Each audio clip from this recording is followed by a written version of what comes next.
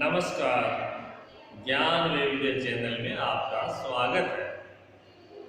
मैं बुद्धरमल गिंटाला आज आपको पार नजर के कक्षा 6 का 6वां पाठ पार नजर के पढ़ाऊंगा। और ये एक ऐसी कहानी है, एक छोटा बालक होता है, उनके पिता एक ऐसी सुरंग में काम करते हैं जहां पर किसी को जाने की मनाही होती है। उनको एक एटीएम कार्ड की तरह दे रखा होता है, उसमें कार्ड डालेंगे तो गुफा नुमा जाएंगे, फिर उसके अंदर आगे जाके ऊपर जाएंगे। तो एक ऐसी जगह है, उसके बारे में बताया गया है। ये मराठी भाषा की कहानी है। पार नजर के मराठी भाषा के कहानीकार जयंत कुमार नालिकर, मराठी भाषा के जयंत कुमार नालिकर है, उन्होंने ये लिखा है और मराठी से हिंदी में अनुवाद किया है रेखा देशपांडे ने।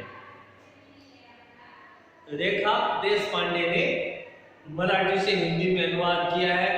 और ये एक ऐसी कहानी है, ये ऐसी लग रही है जैसे ये कोई अलग दुनिया है, मंगल ग्रह से।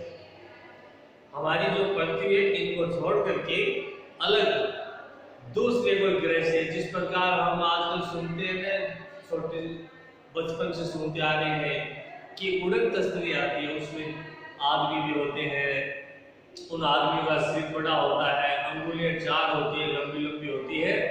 इस प्रकार से वो उड़न तस्तरी होती है, तो अलग कोई दुनिया है। उस दुनिया, पृथ्वी के अलावा वो दुनिया है, वहां के लोग हमसे बहुत ज्यादा विकसित हैं। और ऐसा कई बार अखबार में आता है, अमेरिका में शोध चल रहा है। मैं छोटी सी आपको कहानी बताना चाहता हूँ। एक उड़न तस्तरी को पकड़ा गया था, उसमें 4 वैसे व्यक्ति थे, उनके सिर बड़े बड़े थे, हाथों में 4 अंगुलियां थी, लंबी लंबी थी, हाइट कम थी। और उस यान के हम टुकड़े करके अलग अलग कर देते हैं तो वो यान वापस वैसी स्थिति में हो जाती है। उनके पास इतनी अच्छी तकनीकी है। कहने का ये है कि यान उसको तोड़ के अलग अलग टुकड़ों में फेंक देंगे और वो थोड़ी देर में वापस वैसे जुड़ जाएंगे। जैसे ये टेबल है या स्टूल कुर्सी है, उनको तोड़ के फेंक देंगे, थोड़ी देर में वापस हो जाते। इतनी बड़ी उनके पास तकनीकी है, तो हमसे 100 गुना ज्यादा तकनीकी है उनके पास, ये मान के चल सकते हैं। अब पाठ की शुरुआत करते हैं।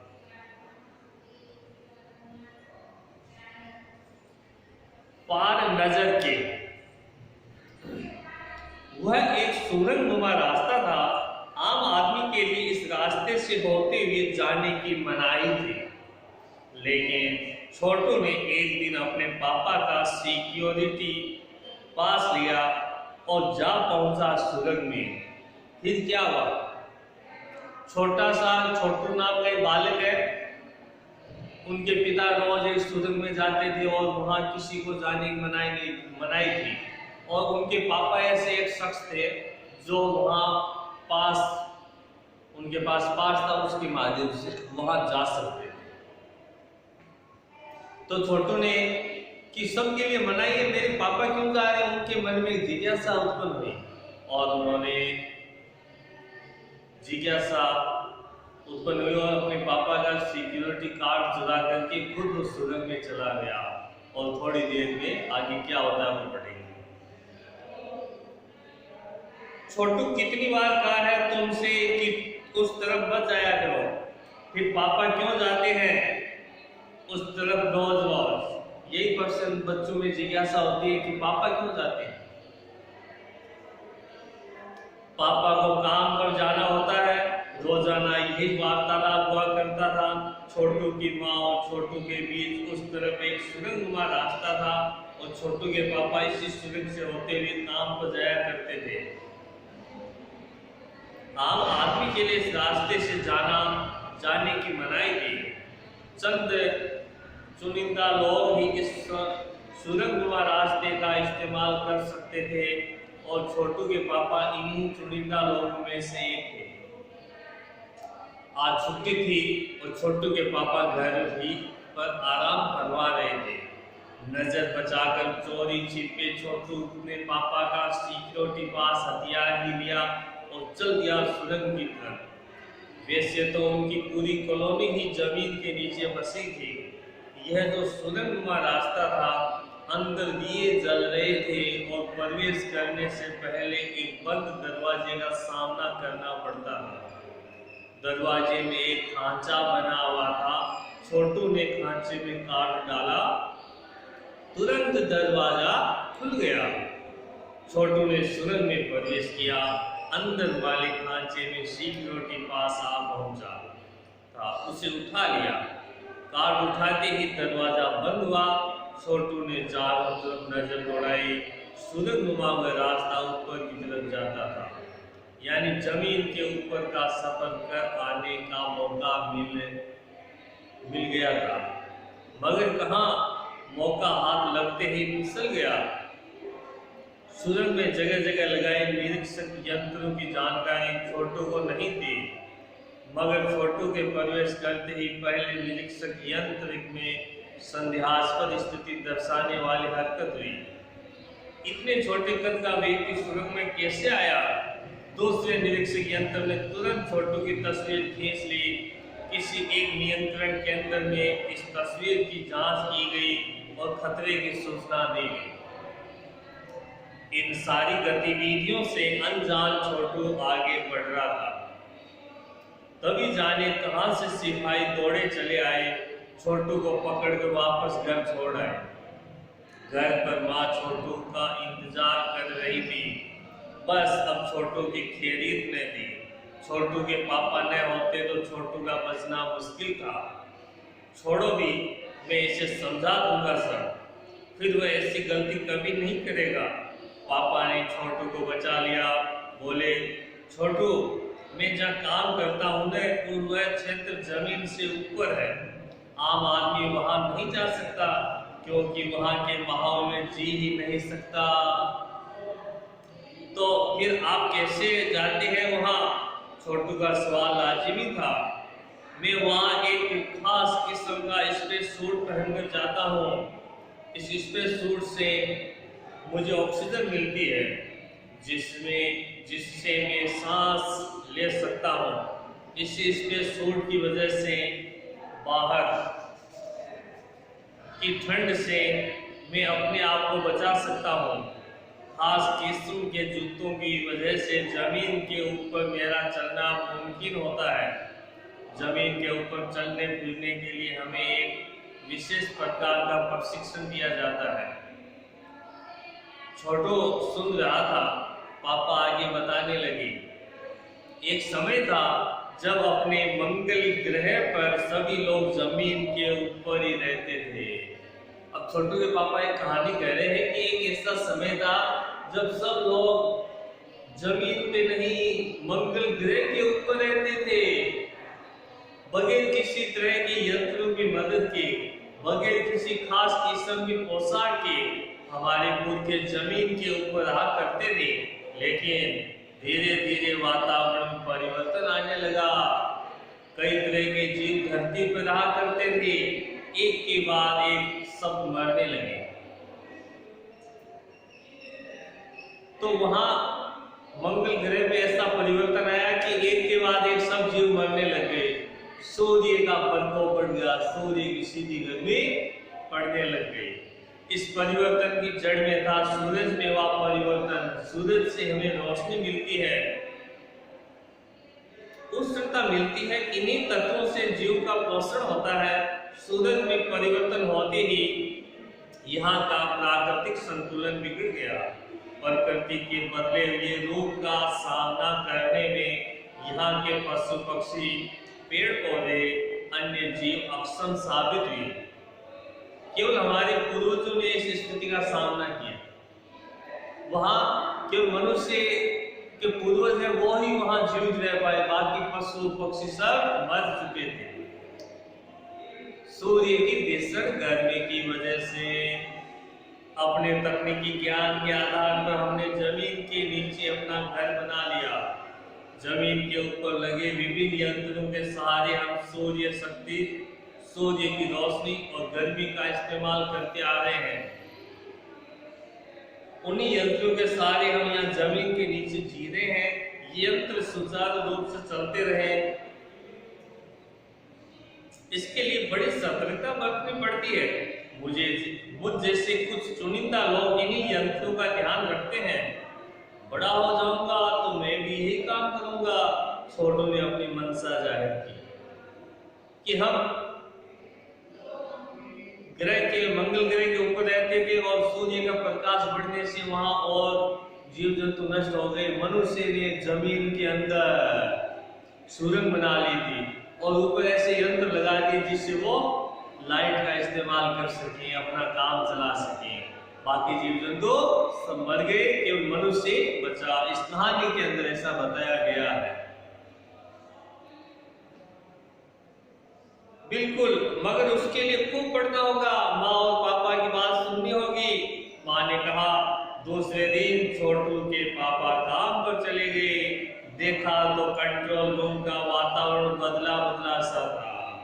शिफ्ट खत्म कर घर जा रहे स्टाफ के प्रमुख ने टीवी स्क्रीन की तरफ इशारा किया।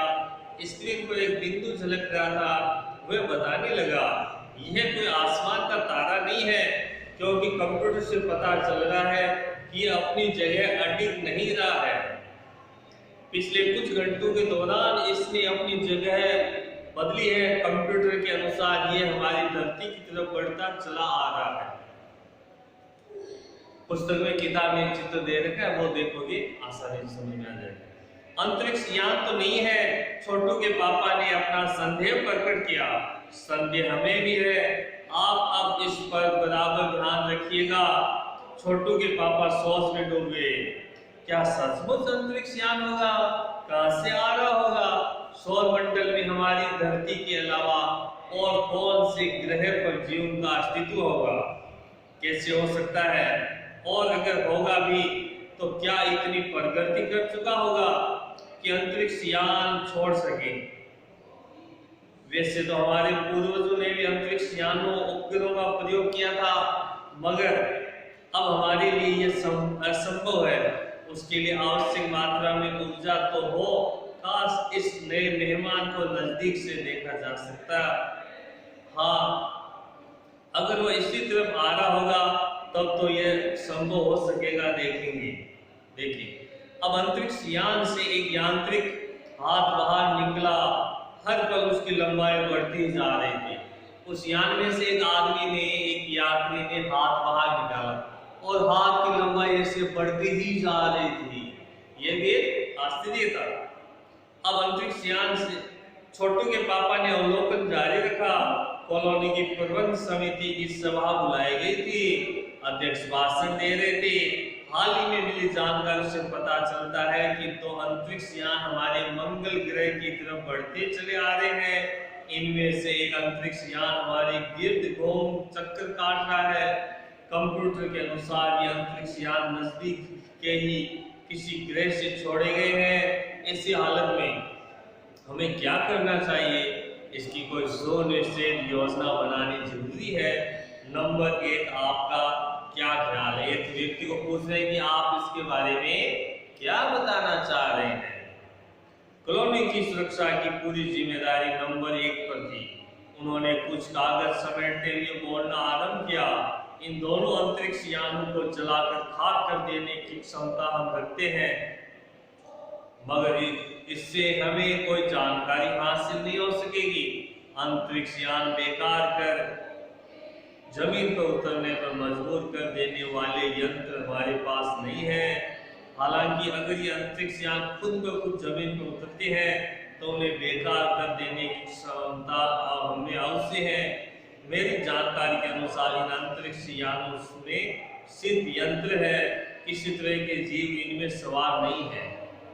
पहला व्यक्ति कह रहा है कि जो यान है इसमें कोई जीव वगैरह नहीं है, ये केवल एक अंतरिक्ष यान है।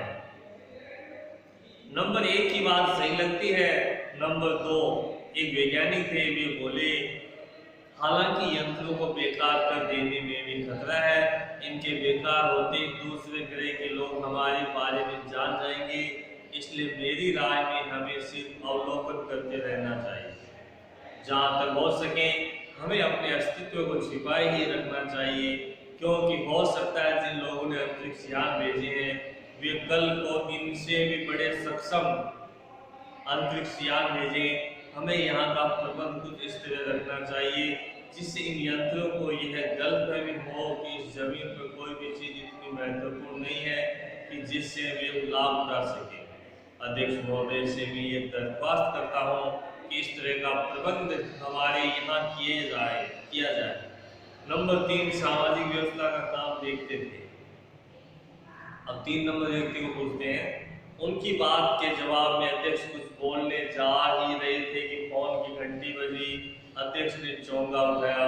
1 मिनट बाद सभा को संबोधित करते हुए उन्होंने कहा, भाई, अंतरिक्ष यान क्रमांक 1 हमारी जमीन पर उतर चुका है। वह दिन छोटू के लिए बड़ा ही महत्वपूर्ण दिन था। पापा उससे कंट्रोल रूम ले गए थे। यहाँ से अंतरिक्ष यान क्रमांक 1 साफ नजर आ रहा था। कैसा अजीब लग रहा है यहाँ, इसके अंदर क्या होगा पापा? ने पूछा। अभी नहीं बताया जा सकता, दूर से ही उसका निरीक्षण जारी है। उस पर बराबर हमारा ध्यान है और उसके हर अंग पर हमारा नियंत्रण है। वक्त आने पर ही हम अगला कदम उठाएंगे, छोटू के पापा ने बताया। उन्होंने छोटू को एक कंसोल दिखाया जिस पर कई बटन थे। अब अंतरिक्ष यान से एक यांत्रिक हाथ बाहर निकला। हर पल उसकी लंबाई बढ़ती ही जा रही थी। वह शायद जमीन तक पहुंचकर मिट्टी को घेर देना चाहता था। सब लोग स्क्रीन पर दिखाई दे रहे अंतरिक्ष यान की हरकत को ध्यान से देख रहे थे, सिवाय एक के। उसका ध्यान कहीं और ही था। सब लोग देख रहे थे, एक अंतरिक्ष से हाथ बाहर निकला और हाथ लंबा होता चला गया जमीन की मिट्टी उठाने के लिए। ऐसा लगता था छोटू का सारा ध्यान था कंसोल पैनल पर। कंसोल का एक बटन दबाने की अपनी इच्छा को वह रोक नहीं पाया। वह लाल बटन उसे बरबस अपनी तरफ खींच रहा था और सहसा खतरे की घंटी बजी। उस सब की निगाह कंसोल की तरफ मुड़ी। पापा ने छोटू भी अपनी तरफ खींचते हुए एक झापड़ रसीद कर दिया और लाल बटन को पूर्व स्थिति में ला दिया। उसने एक लाल बटन दबा दिया छोटू ने, जिससे खतरे की घंटी बज गई। छोटू के पापा ने उसको हटाया और एक थप्पड़ मारा और उसको एक लाल बटन है उसको वापस यथा स्थिति में किया। मगर उस तरफ अब अंतरिक्ष यान के उस यांत्रिक हाथ की हरकत सहसा रुक गई थी। यंत्र बेकार हो गया था। उधर पृथ्वी पर national aeronautics and space administration NASA द्वारा प्रस्तुत वक्तव्य ने सबका ध्यान अपनी तरफ आकर्षित कर लिया। मंगल की धरती पर उतरा हुआ अंतरिक्ष यान वाइकिंग अपना निर्धारित कार्य कर रहा है। हालांकि किसी अज्ञात कारणवश अंतरिक्ष यान का यांत्रिक हाथ बेकार हो गया है। नासा के तकनीशियन इस बारे में जांच कर रहे हैं तथा इस यांत्रिक हाथ को दुरुस्त करने के प्रयास भी जारी है। इसके बाद ही कुछ दिनों बाद पृथ्वी के सभी प्रमुख अखबारों में छापा। नासा के तकनीशियनों की को रिमोट कंट्रोल के सहारे वाइकिंग को दुरुस्त करने में सफलता मिली है। यांत्रिक हाथ ने अब मंगल की मिट्टी के विभिन्न नमूने इकट्ठे करने का काम आरंभ कर दिया है। पृथ्वी के वैज्ञानिक मंगल की इस मिट्टी का अध्ययन करने के लिए बड़े उत्सुक थे। उन्हें उम्मीद थी कि इस मिट्टी के अध्ययन से इस बात का पता लगाया जा सकेगा कि क्या मंगल ग्रह पर भी पृथ्वी की ही तरह जीव सृष्टि का अस्तित्व है। ये प्रश्न आज भी रहस्य है। ये जयंत विष्णु नार्लिकर ने लिखा था और जम्मा रेखा देशपांडे ने इसका उल्लेख किया था। अब इसमें ये बात है जैसे हम भारत से इस अमेरिका है, हम पृथ्वी से कोई मंगल पे यान भेजते हैं, वहां एक सी हरकत होती है तो वहां उस मंगल ग्रह के जमीन में कुछ लोग रहते हैं। ऐसी कल्पना जयंत विष्णु नार्लिकर ने की है और हमारे यहाँ ये खबर छपी थी और वहां ये ऐसा हुआ। वो लंबा हाथ बढ़ रहा था ना, वो हमारा जो यंत्र था उसकी वजह से बढ़ रहा था, वो खराब हो गया था और थोड़े दिनों बाद उसको ठीक कर दिया गया और अखबारों में छपी कि हमारे यान का एक ऊर्जा है वो सही ठीक कर दिया है, वहां की मिट्टी के नमूने ले लिए और वापस आ गए।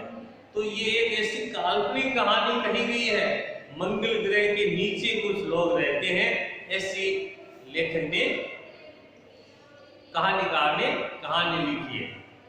और ये आज कहानी कंप्लीट हो गई है। इसी के साथ ये पार्ट कंप्लीट हो गया है, कल नया पार्ट पढ़ेंगे। इसी के साथ जय भारत।